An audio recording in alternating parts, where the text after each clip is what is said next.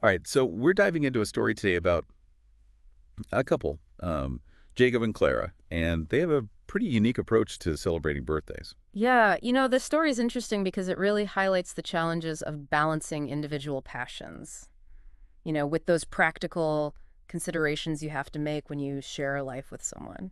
It really gets at that tension, doesn't it? I mean, we've got all these notes and articles about them, and Yeah. from what I'm reading here, Claire's like absolutely passionate about travel, especially when it comes to her birthday. Mm-hmm. And we're not talking like just a weekend getaway either. No, We're no. talking like big adventures. Big adventures. Yeah. But Jacob, on the other hand, seems to be more focused on, the whole building a secure future together thing, Right. being financially responsible and all that. Yeah, and that's really where the conflict comes in.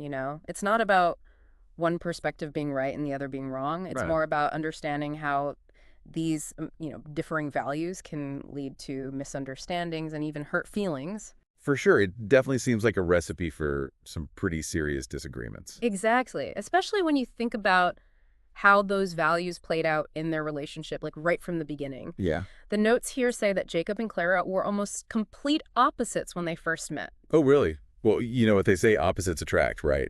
Right. But I'm already kind of seeing how that initial spark could turn into friction down the line. Yeah, that's the paradox, isn't it?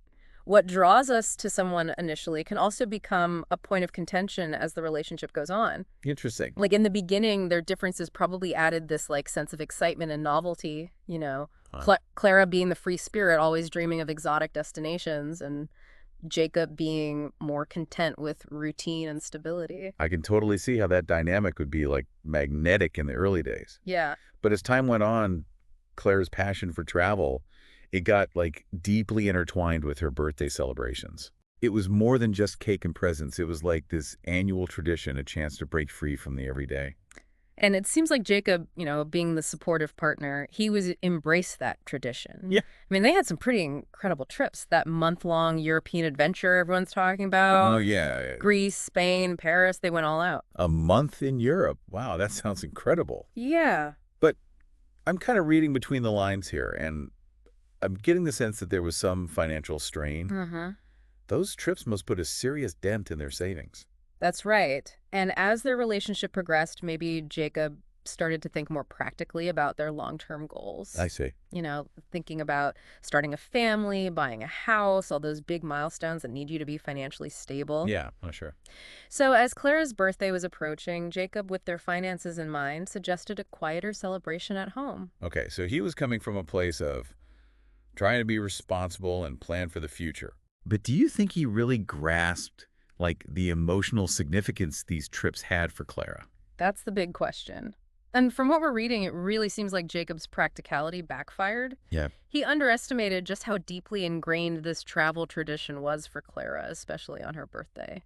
He probably thought he was just suggesting a low-key birthday, but to Clara, it felt like he was rejecting a core part of who she is. Yeah, like he unintentionally invalidated her feelings, Right. made her feel unseen and unappreciated. Wow. It makes you wonder if there were some unspoken expectations at play here. Yeah. Maybe Jacob thought Clara would just understand his concerns without him having to spell them out, And maybe Clara assumed that Jacob would always prioritize these elaborate trips. especially for her birthday. Exactly. This situation really highlights how important clear communication is in a relationship. Yeah. It's not enough to just have good intentions. You have to make sure your partner really gets where you're coming from and feels heard. I think that's such an important point. And unfortunately, in this case, that lack of communication led to a major blow-up. Yeah. The article mentions a pretty heated argument where Clara really let Jacob have it. Oh, yeah, remember that quote? What's the point of a future if I feel invisible in the present? Oh, yeah. That line was powerful. I think it really speaks volumes about the need for balance in a relationship. Yeah. It's not just about working towards some distant goal. Right. It's about making each other feel valued and understood right now in this moment. I completely agree. It sounds like he really messed up, but reading on it doesn't seem like he just gave up. Yeah, what's interesting is how he responds to the whole thing. He Yeah. doesn't get all defensive or anything. Right. He doesn't double down on his position. He actually takes the time to really reflect on Clara's words Okay. and try to understand why she reacted so strongly. So he's like shifting his perspective from, just the practical side of things to actually seeing it from her point of view. Exactly. He realizes that his, attempt to be financially responsible kind of unintentionally dismissed her emotional needs. Right. And the whole like symbolic importance of this travel tradition. It wasn't just about the money. It was about what that trip really meant to her. Exactly. And that's a huge turning point. Uh-huh. He realizes he messed up and needs to fix it. Okay. But this time he approaches it with empathy, Yeah. and this real determination to find a solution that works for both of them. So what does he do? Does he, like, pull out his credit card and book a last-minute flight to Paris or something? Not quite.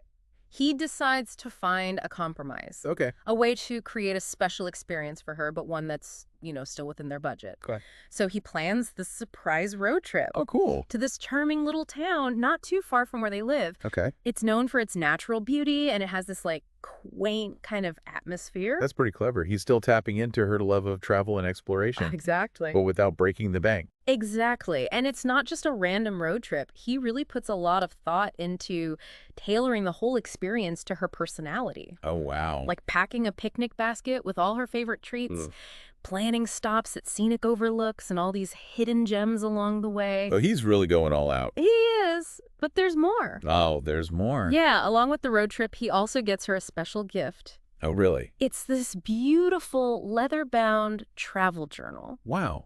That's really thoughtful. It is. It's like practical, but also symbolic, Yeah. On the surface, it's just a nice gift, something they can afford, Mm-hmm. but it represents so much more than that. Right. It's like acknowledging their shared dream of traveling more in the future. I see. It's a promise that this isn't the end of their adventures together. It's like he's saying, I hear you, I see you, and we'll get back to those big trips someday. Mm-hmm. But for now, let's make the most of what we have. Exactly. It's a beautiful gesture of compromise. Yeah. And more importantly, a gesture of empathy. It sounds like it really had a profound impact on her. It did. From what we're reading, it seems like she was really touched by his efforts. So like the argument, the hurt feelings, the tension, all that just kind of melts away. It seems that way. The road trip itself gave them a chance to reconnect, and the journal symbolizes this shared commitment to their future travel dreams.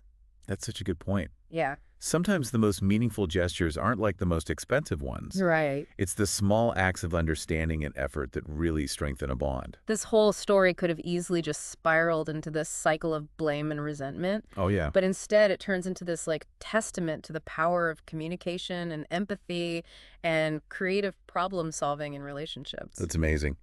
So we've seen the conflict, the breakdown, and ultimately this really heartwarming resolution. Mm-hmm. What's the takeaway here? What can we learn from all of this?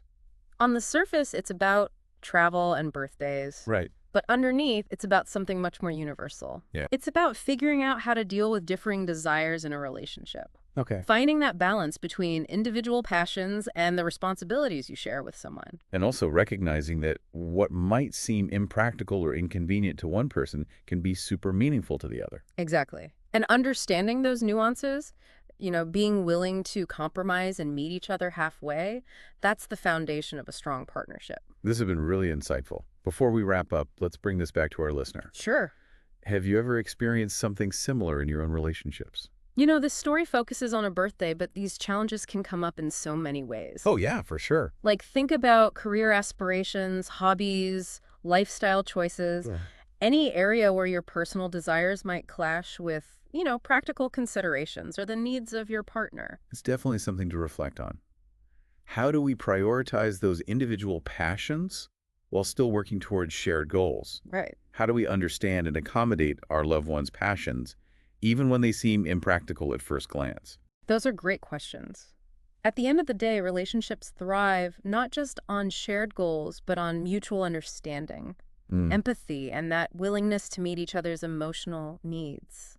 Yeah, it's like that whole idea of love being about, looking in the same direction. Right. But what happens when those directions are kind of pulling you apart? Yeah. It seems like that's what Jacob and Clara were dealing with. And it's a common struggle for couples.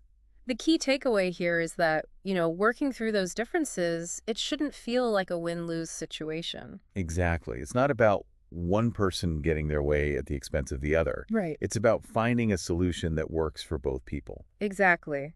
Like you said earlier, it takes open communication and understanding your partner's point of view. And sometimes you need a little creativity to find that sweet spot where everyone feels heard and respected. Yeah, Jacob's road trip is like a perfect example of that. Absolutely. He took what could have been a really disappointing birthday and turn it into something truly meaningful. Yeah, and that's a powerful message for all of us. It is no matter what challenges we're facing in our own relationships. It reminds us that those small acts of understanding and effort, they often speak louder than any grand gesture. I love that. Yeah. So well said. Yeah, This has been such an insightful look at Jacob and Clara's story. it has. It's really encouraging to see that even when conflict comes up, love and understanding can win out in the end. And remember, every relationship is unique. Yeah. There's no one-size-fits-all approach. Yeah. But those core principles like communication, empathy, compromise, those are timeless. They really are.